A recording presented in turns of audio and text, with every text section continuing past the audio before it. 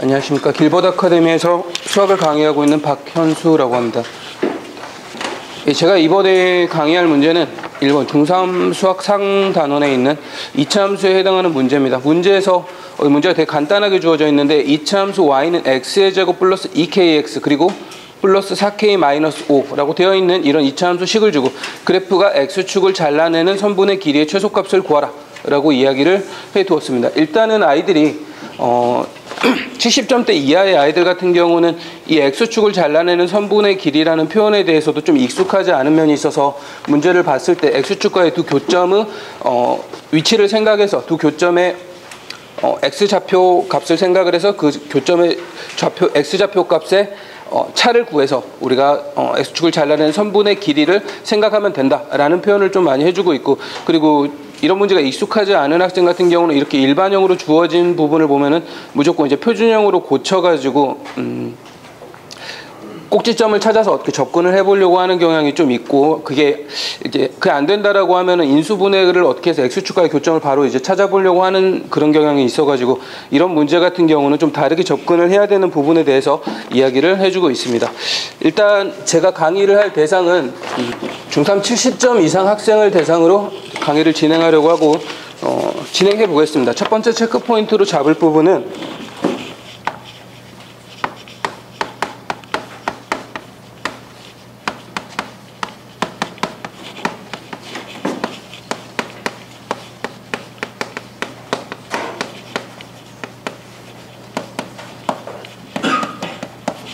자, 2차 방정식의 근과 계수와의 관계를 첫 번째 체크 포인트로 잡게 되는데, 일단은 우리가 x축과의 교점에 대해서 이야기를 하기 때문에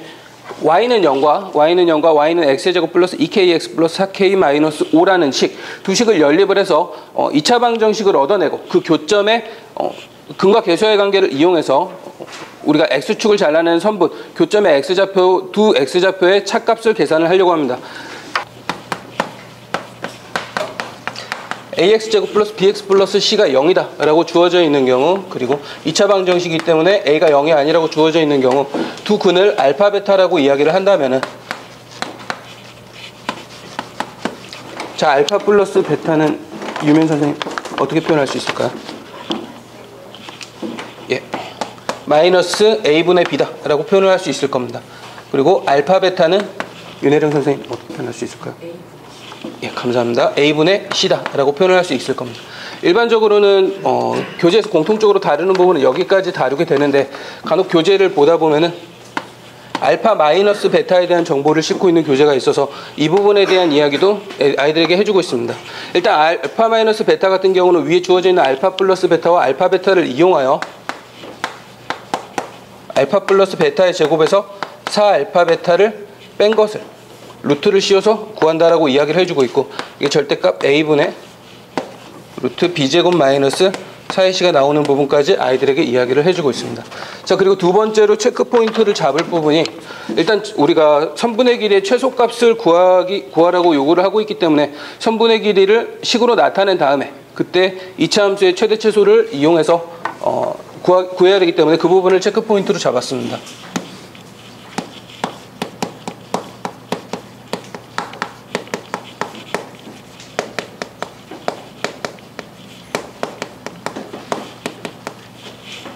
자, 2차 함수가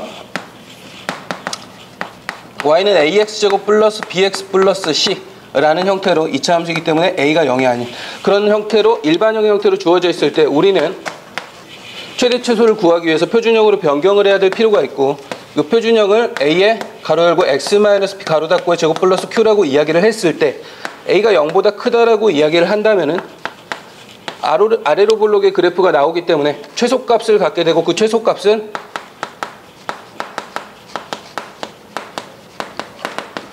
q이다 라고 이야기를 하고 있습니다. 그리고 a가 0보다 작은 경우에는 위로 볼록의 그래프를 가지기 때문에 최대값을 갖게 되고 그 최대값이 q이다 라고 이야기를 하고 있습니다. 그 두 경우 모두 x가 p일 때 최소값과 최대값을 갖는다는 것까지 이야기를 해주고 있습니다. 일단은 체크 포인트는 여기까지 잡고 3분의 1 시간 동안 강의를 해보도록 하겠습니다.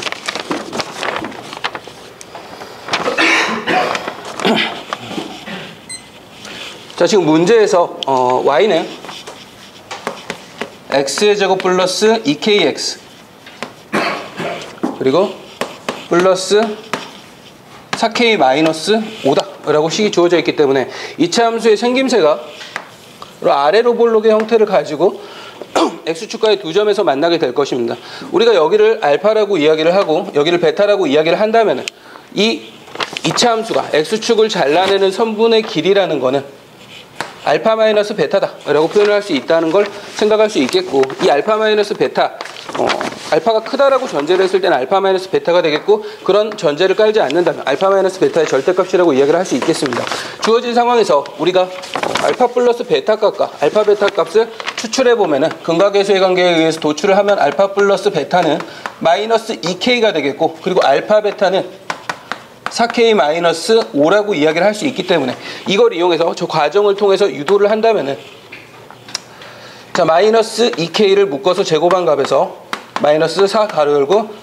4k-5를 계산해주고 루트를 씌워주면은 알파 마이너스 베타의 절대값 값을 얻을 수 있겠습니다.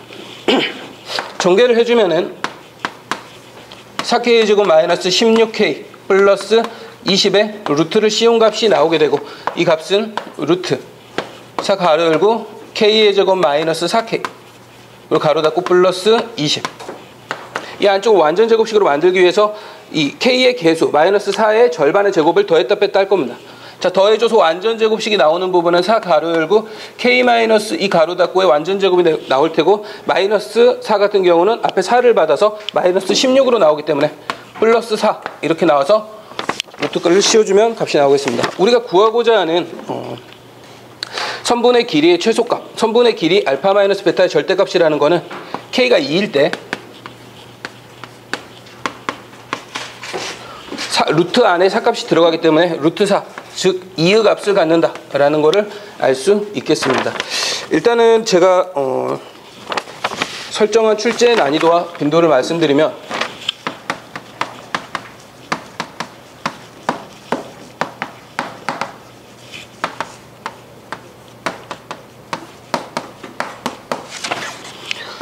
출제 난이도 같은 경우는 아이들이 처음에도 이제 시작할 때도 말씀을 드렸지만은 선분을 x축을 잘라내는 선분의 길이다라는 표현에 대해서 익숙하지 않은 것도 있고, 이 알파 마이너스 베타의 절대값을 씌운 부분, 이 부분에 대해서는 근각계수의 관계를 아는 친구들도 모르는 아이들이 종종 있는 것 같습니다. 그리고 이제 요즘 중학교에서는 이제 중학교 교과서 자체에는 근각계수의 관계가 실려있지 않은 경우가 많기 때문에 시험에도 내지 않을 거라고 아이들한테 공부하지 말라는 얘기를 하는 선생님들도 많이 있어가지고, 이제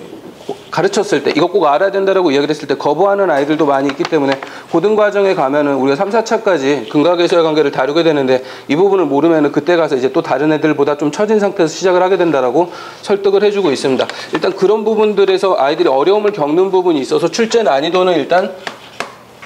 5점 만점에서 4점으로 잡았고, 출제 빈도는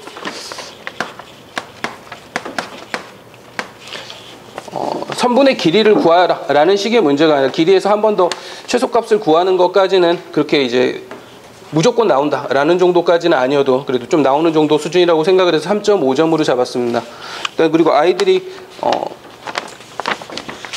이 x축과의 교점을 고등학교 1학년 아이들도 이제 실력이 그렇게 좋지 않은 아이들 같은 경우는 x축과의 교점을 잡을 때 이 2차 함수와 2차 방정식 사이의 관계에 대해서 이해를 잘 못하는 친구들이 있어서 항상 y는 0이라는 x축과 연립해서 우리가 방정식의 형태로 넘어가 가지고 방정식에서 이제 접근하는 그 과정에서 대해서 꼭 짚어주려고 생각을 하고 아이들한테도 이제 실제로 이야기를 해주고 있고, 그리고 최대 최소를 이야기를 할 때는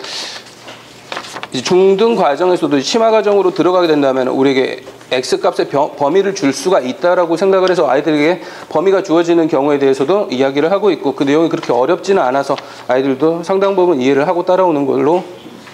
판단하고 있습니다. 일단 제가 준비한 거 여기까지.